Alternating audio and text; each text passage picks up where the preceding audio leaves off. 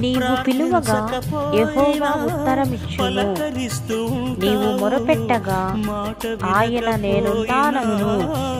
ఇతరులను బాధించుటయు, వేలు పెట్టి చూపి తిరస్కరించుటయు, చెడ్డదానిని బట్టి మాట్లాడుటయు నీవు మాని, ఆశించిన దానిని ఆకలిగొనిన వానికిచ్చి, శ్రమపడిన వానిని తృప్తిపరిచిన ఎడల చీకటిలో నీ వెలుగు ప్రకాశించును.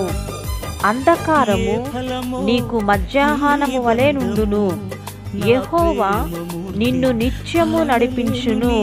క్షామకాలమున ఆయన నిన్ను తృప్తిపరిచి నీ ఎముకలను బలపరచును.